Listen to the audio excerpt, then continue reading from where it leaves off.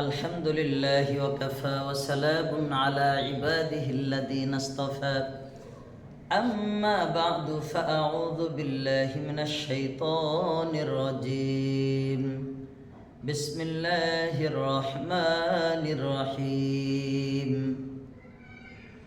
يا أيها الذين آمنوا اتقوا الله ولتنظر نفس ما قدمت لغد واتقوا الله إن الله خبير بما تعملون আল্লাহ রাব্বুল আলামিন কোরআনে কারীমের এই আয়াতের মধ্যে বান্দাদেরকে মেসেজ দিয়ে জানিয়ে দেন, ও ঈমানদার বান্দারা, ইয়া আইয়ুহাল্লাযীনা আমানুত্তাকুল্লাহ, ও ঈমানদার বান্দারা, তোমরা আল্লাহকে বেশি বেশি করে ভয় করো, যথাযথ ভয় করো, যেইভাবে ভয় করা দরকার। ওয়াল তানজুর নাফসুম মা কদ্দামাত লিগাদ, আল্লাহ রাব্বুল আলামিন বান্দাদেরকে লক্ষ্য করে বলেন, আগামী দিনের অর্থাৎ কিয়ামতের দিনের জন্য কিছু সম্বল অগ্রিম পাঠাইছো কিনা, এই চিন্তা ভাবনা দুনিয়ার জমিনে থাকতেই করা উচিত। এজন্য আল্লাহ তাআলা জানিয়ে দেন, আগামী দিনের জন্য অর্থাৎ কিয়ামতের দিনের জন্য কিছু সম্বল অগ্রিম পাঠাইতে হবে। এই যে সম্বল অগ্রিম পাঠানোর কথা আল্লাহ তাআলা বললেন, এর পিছনে মূল কারণ হচ্ছে, দুনিয়ার জমিনে যদি উদাহরণ দেয় আপনাদেরকে বুঝবেন। দুনিয়ার জমিনে আপনার কোনো জায়গায় জমি নাই, বাড়ি করার মতো জায়গা নাই। অন্য কোনো জমিতে যদি আপনি বাড়ি করতে যান, তাহলে এলাকার যারা স্থানীয় আছে তারা আপনাকে সেখানে বাড়ি করতে দিবে না এবং নিষেধ করে দেবে, কারণ আপনার জমি না থাকার কারণে।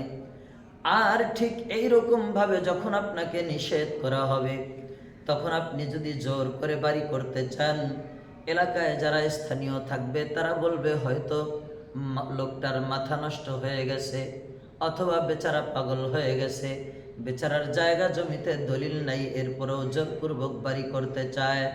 এলাকার লোকজন মানবে না, তাকে উৎখাত করে দেওয়ার চেষ্টা করবে, ওখানে বাড়ি করতে তাকে দিবে না, এলাকার লোকজন সেখান থেকে তাকে ফিরিয়ে দিতে চাইবে। অতএব দুনিয়ার জমিনে আল্লাহ তাআলা বান্দাকে পাঠিয়েছেন, আল্লাহ তাআলা দুনিয়ার জমিনে পাঠিয়েছেন আখিরাতের বাড়িকে সাজানোর জন্য, আখিরাতের বাড়িকে সাজগোজ করানোর জন্য। আল্লাহ তাই বান্দাদেরকে মেসেজ দিয়ে জানিয়ে দেন, দুনিয়ার জমিনে থাকা অবস্থায় যদি তুমি আখিরাতের সঞ্চয় না করো, আখিরাতের সম্বল যদি তুমি অগ্রিম না পাঠাও, দুনিয়ার জমিনে যেমন জায়গাতে তোমাকে জায়গা না থাকলে জায়গায় বাড়ি করতে দেয় না, এলাকার স্থানীয় লোকজন তোমাকে উৎখাত করে দেয়, উঠিয়ে দেয়। আল্লাহ তাআলা বলেন, আখিরাতের জমিনে যদি তুমি দুনিয়ার জমিন থেকে নেকের কাজ অর্জন না করে যাও, নেকি যদি অর্জন না করো, নেকি যদি উপার্জন না করো, হালাল হারামের বাছ বিচার যদি না করো, সুদ ঘুষ যদি ঠিকঠাক মতো চালিয়ে যাও, তাহলে আল্লাহ তাআলা বলেন, তুমি আল্লাহর হুকুম না মানার কারণে, 5 ওয়াক্ত নামাজ সময় মতো মসজিদে না আসার কারণে, হারাম কাজ থেকে ফিরে না থাকার কারণে আল্লাহ তাআলা হুঁশিয়ারি করে দেন, কিয়ামতের ময়দানে তোমাকেও জাহান্নাম ছাড়া অন্য কোনো জায়গায় জায়গা দেওয়া হবে না।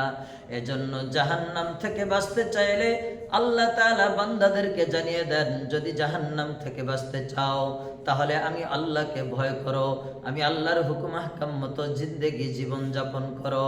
এই কথাগুলির উপরে যদি আপনারা সঠিকভাবে আমল করে যান, তাহলে আল্লাহ তাআলা বলেন, কিয়ামতের ময়দানে আপনি অবশ্যই জান্নাতি বান্দাদের তালিকায় অন্তর্ভুক্ত হয়ে যাবেন।